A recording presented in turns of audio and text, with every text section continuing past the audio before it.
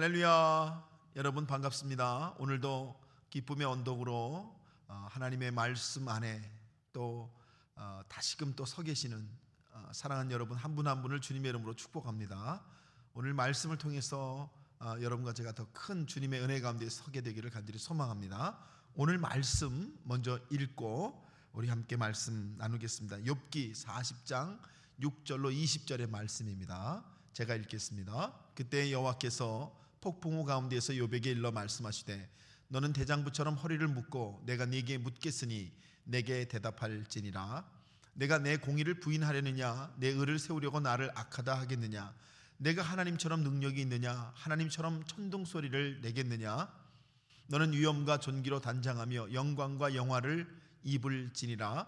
너의 넘치는 노를 비우고 교만한 자를 발견하여 모두 낮추되 모든 교만한 자를 발견하여 낮아지게 하며 악인을 그들의 처소에서 짓밟을지니라.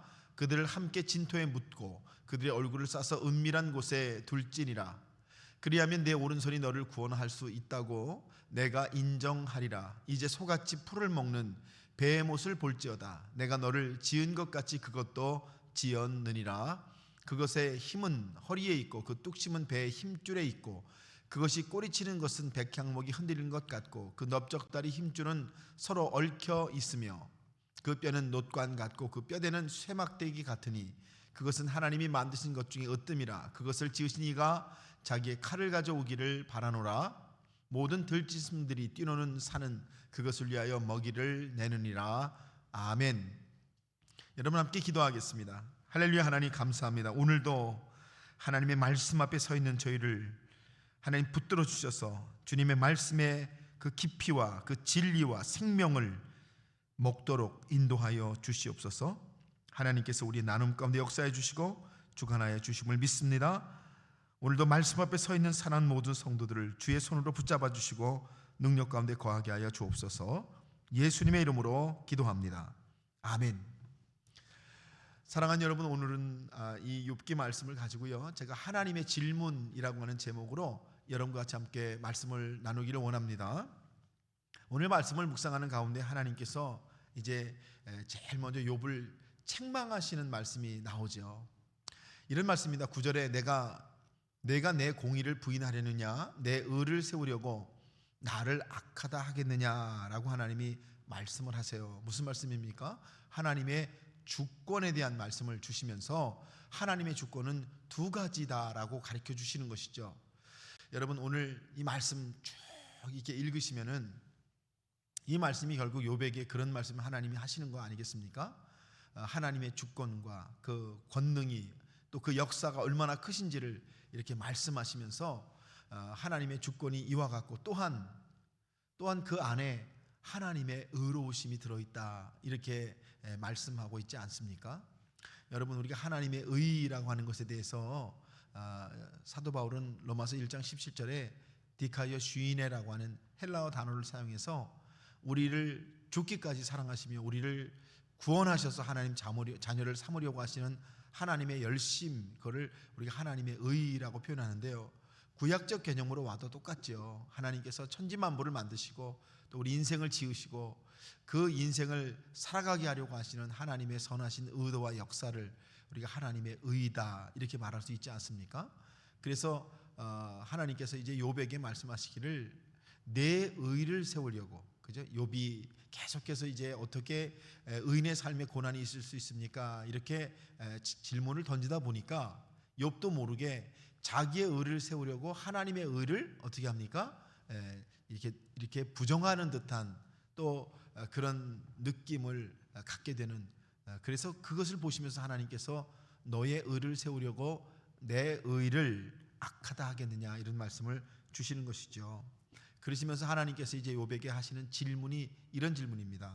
너는 대장부처럼 허리를 묶고 내가 네게 묻겠으니 내게 대답할지니라 라고 말씀을 하시면서 하나님께서 말씀하신 내용이 바로 그런 말씀이죠. 자기의 의를 주장하느라고 하나님의 의를 부정한 욥을 향한 질문. 여러분 우리도 이럴 때가 있지 않습니까? 참 우리의 삶의 수많은 일들을 경험하면서 정말 어떻게 이런 일이 있을 수 있습니까? 내 삶에 왜 이런 일이 일어날까요? 이렇게 고민을 하면서 우리가 놓치게 되는 게 뭐냐면 하나님의 의에 대한 부분이에요. 여러분, 하나님께서 그 편팔로 우리를 붙드시고 도우시며 인도하시고 역사하고 계시는 것, 그것을 위해 정말 우리 가까운데 오시고 우리를 만나시며 낮고 천한 우리 가운데 오시는 그 하나님의 의로우심에 대해서 우리가 잊어버릴 때가 있다는 거죠.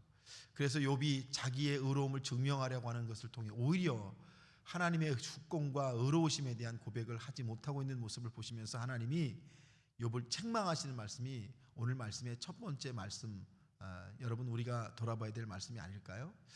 오늘 우리가 이렇게 붙들어야 될 것이 어떤 것인가. 그래서 두 번째 말씀은요, 하나님의 팔에 대한 말씀을 하나님께서 주십니다. 9절 말씀에 보니까 내가 하나님처럼 능력이 있느냐, 하나님처럼 천둥소리를 내겠느냐라는 말씀을 주세요.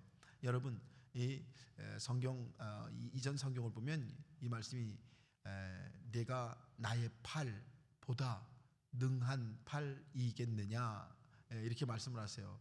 여러분, 너의 팔이 나의 팔보다 능하냐 이렇게 하나님 물으시는데, 사실은 하나님께 무슨 팔이 있습니까? 그죠? 우리에게 팔이 있죠. 인간에게 팔이 있지 하나님께는 팔이 없잖아요. 그런데 하나님이 그렇게 비유를 하시면서 너의 팔이 나의 팔보다 능력이 있겠느냐 이렇게 물으시는 이유가 무엇일까요?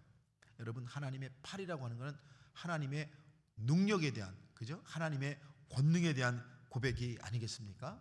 그래서 물어보시는 거예요. 너는 어떤 팔을 의지하며 살아가고 있느냐 이렇게 물어보시는 거예요. 어떤 팔이 네가 의지하는 팔이냐, 너의 팔이냐, 너의 팔이 강해지고 너의 팔이 정말 단단해지고 너의 팔이 힘을 얻어 너의 인생을 살아가기를 원하느냐, 아니면 하나님의 팔을 의지하며 살아가기를 원하느냐 이렇게 하나님이 욥에게 묻고 계시는 거죠. 여러분, 보이는 팔을 의지하여 내 팔의 능력을 힘입어 살아가는 게 아니라 하나님의 보이지 않는 팔을 의지하며 살아가야 성도가 아니겠습니까? 그렇죠? 여러분, 참 여러분과 제가 인생 살면서 이 하나님의 팔이 보이지 않는 것처럼 느껴져서 흔들리고 있을 때 참 많죠. 그런데 하나님께서 욥에게 다시 말씀해 주시는 거예요. 너의 팔이 나의 팔보다 능력이 있겠느냐 이렇게 말씀하시면서 네가 의지해야 될 팔이 무엇이냐 이렇게 물어보실 때 이 말씀은 욥에게만 주시는 말씀이 아니라 우리에게 주시는 하나님의 말씀이 되시는 줄로 믿습니다. 그래서 이 욥의 고난을 통해서 보여주려고 하시는 게 뭐냐면, 인간의 팔과 비교할 수 없는 하나님의 팔이 욥의 삶에도 있고 또 우리들 삶에도 있다라고 하는 것을 하나님께서 이렇게 보여주시면서 하나님의 주권과 하나님의 능력에 대한 이야기들을 요셉에게 들려주고 계세요. 여러분, 우리의 인생에 참 여러 가지 어려운 일들이 일어나는데 참 우리는 그런 일들이 다 해결되고 잘 풀려가기를 원해요. 그런데 하나님은요, 그 얘기를 하시진 않으시고 무슨 얘기를 하시냐면 하나님의 주권과 그 능력과 그 의로우심에 대한 이야기를 우리에게 들려주세요. 우리 보고 어떻게 하라는 거죠? 그 하나님의 팔과 하나님의 주권과 능력을 붙들으라고 우리에게 말씀해 주시는 거예요. 우리가 하나님의 능력과 주권을 붙드는 삶이 될 때, 그때서야 비로소 우리는 우리 인생의 수많은 어려움과 역경을 이겨나갈 수 있는 사람이 될 것을 하나님 아시기 때문에 일일이 우리의 역경 하나하나를 풀어주시는 방법이 아니라 우리에게 하나님의 주권을 바라보게 하시고 하나님의 능력과 하나님의 의를 바라보게 하시면서 너희가 누구냐, 너희가 무엇을 의지하느냐, 어떻게 너희가 살아가려고 하느냐 이런 말씀을 주시는 것이 하나님께서 오늘 우리에게 주시는 귀한 말씀이 되시는 줄 믿습니다. 그래서 오늘 마지막 제가 말씀이 20절까지 있지만요, 제가 10절 말씀에 참 이 말씀이 참 귀하다. 여러분, 너는 위엄과 존귀로 단장하며 영광과 영화를 입을지니라 그렇게 말씀을 하시는 거거든요. 성도의 단장에 대한 말씀이죠. 그죠? 무엇으로 단장을 하는 게 성도냐, 어떻게 단장을 해야 되느냐 이런 말씀을 주시면서 욥에게 하시는 하나님의 말씀, 너는 무엇로 단장을 하려고 하느냐. 여러분, 하나님이 입히시는 것에 대한 말씀을 하시죠. 욥의 모든 영광, 이전의 모든 영광, 그가 가졌던 재산, 자녀들, 명예, 이 모든 것들, 그래서 그것이 욥의 영광이었는데 욥이 그것을 다 잃어버리고 나서 그것 때문에 참 슬퍼하고 마음 아파하지 않습니까? 근데 사실 그 영광은 하나님이 다 입히신 것이다. 하나님이 그걸 돌아보게 하세요. 이런 얘기죠. 욥이 이제 회복이 돼야 되는데 무슨 회복이 돼야 되는가? 어떤 영광의 회복인가라는 말씀을 하나님께서 말씀을 해주시는 거예요. 여러분, 욥이 지난날 가졌던 그것을 다 얻으면 욥이 회복되는 것입니까? 그게 욥의 영광의 회복입니까? 성경이 무슨 말씀을 하시는 것입니까? 욥이 스스로 그것들을 회복할 수 있습니까? 아니죠.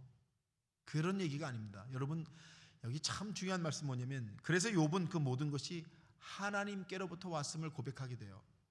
여러분, 욥이 그 모든 것, 자기의 모든 영광이 하나님이 나에게 입히신 것이다, 이 고백을 해야 그것이 성도의 회복이며 성도의 단장이 된다, 이런 얘기를 성경이 오늘 해주시는 것이죠.